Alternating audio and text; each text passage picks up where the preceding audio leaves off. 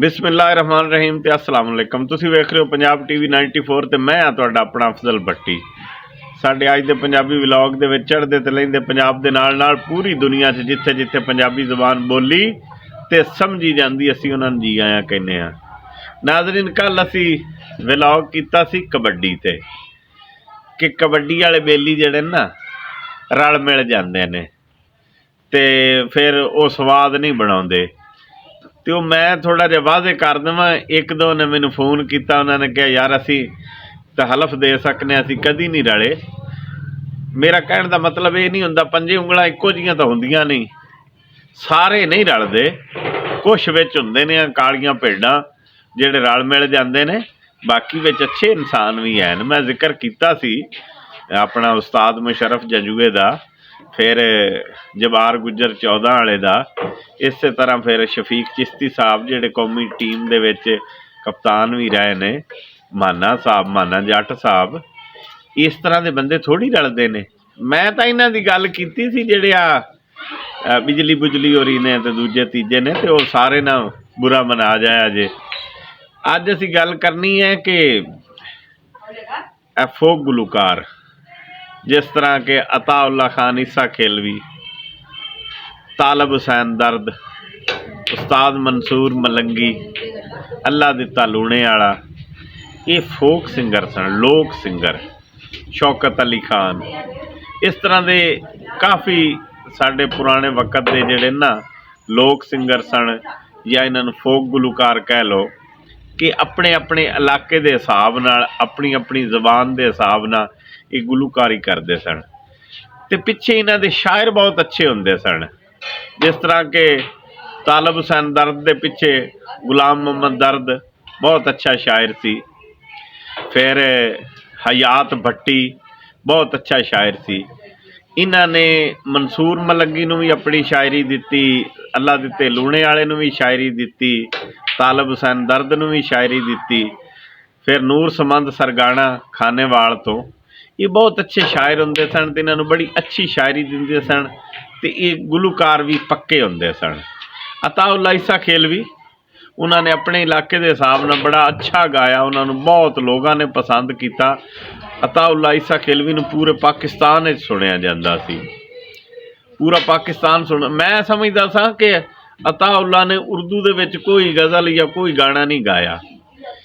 एक दिन मैं उन्हां दा गाना सुन रहा था, दिल लगाया था दिल लगी के लिए, बन गया रोग जिंदगी के लिए। तो मैं उदों ही सोच रहा था, मैं क्या अताउल्ला ने यार उर्दू दे विच कदी कोई गाना नहीं गाया।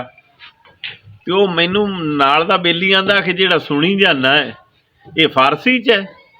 उदों मैं तवज्जो की, गौर किया, मैं कहा यार वाकई ये तो उर्दू च दिल लगाया था दिल लगी के लिए।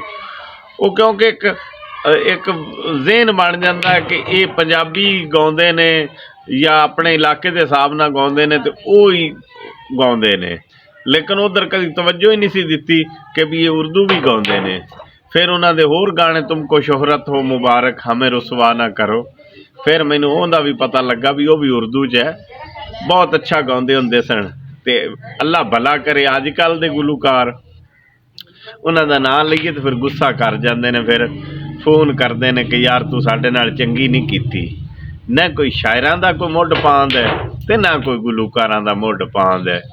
बस पिछे साज खड़कदा होवे ते अगे वो लाला लाला करते पे होण, ते ये गुलूकारी है। ते अगों सुनन वाले जिहड़े ना वो उन्हां तो वध ने। अगले बंदे सुनते सन कि शायर दे लफज की ने, ते फिर गुलूकार ने उन्होंने किस सुर दे विच गाया है, सुर दा भी ख्याल रखते हुंदे सन। तो हुण अजकल सारे सुनन वाले भी मेरे वर्गे ही ने, गुलूकार जो मर्जी गाई जाता है, साज जिधर मर्जी जा रहा है। तो इत्थे साडे ना एक इलाके दे विच मुंडा सी, वो ढोल ते गाउंदा गूंदा सी, तो उनकी आवाज़ बहुत उच्ची सी, बस आवाज़ ही उच्ची सी, सुर लै दा उन्होंने कोई पता नहीं सी। ते अक्सर ही बंदे कहे वह है बड़ी आवाज़ है, भी कहती बड़ी आवाज़ है। मैं कहना आवाज़ तो ही खुश खड़े जे, सुर लै दा तो उन्होंने पता कोई नहीं। उन्होंने कहा छड्ड तू सुर लै नूं, असी तो खड़क ते ही खुश हाँ। अजकल दे जिहड़े असी सुनन वाले आ ना, ਇਹ ਅਸੀਂ ਖੜਕ ਤੇ ਖੁਸ਼ ਹਾਂ। ਸਾਨੂੰ ਸੁਰ ਲੈ ਤਾਲ ਨਾਲ ਕੋਈ ਗਰਜ਼ ਨਹੀਂ।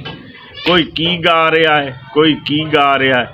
ਅੱਜ ਕੱਲ੍ਹ ਇੱਕ ਹੋਰ ਨਵਾਂ ਕੱਟਾ ਖੁੱਲ੍ਹਿਆ ਹੋਇਆ ਕਿ ਜਿਹੜੇ ਗਾਣੇ ਨੇ ਨਾ ਉਹਨਾਂ ਨੂੰ ਸਲੋ ਚਲਾਇਆ ਹੋਇਆ। ਜਿਵੇਂ ਪੁਰਾਣੇ ਵਕਤਾਂ ਦੇ ਵਿੱਚ ਕੇਸਟ ਫਸ ਜਾਂਦੀ ਸੀ ਨਾ ਟੇਪ ਦੇ ਵਿੱਚ, ਟੇਪ ਰਿਕਾਰਡਰ ਦੇ ਵਿੱਚ, ਉਹ ਜਦੋਂ ਰੀਲ ਫਸ ਜਾਂਦੀ ਹੁੰਦੀ ਸੀ ਨਾ ਕਿ ਉਹ ਹੈੱਡ ਦੇ ਚਾਰ ਚੁਫੇਰੇ ਉਹ ਵਲੇਟੀ ਜਾਣੀ ਤੇ ਕਰਕੇ ਆਵਾਜ਼ ਉਹ ਜਿਹੜੀ ਸਲੋ ਹੋ ਜਾਂਦੀ ਹੁੰਦੀ ਸੀ।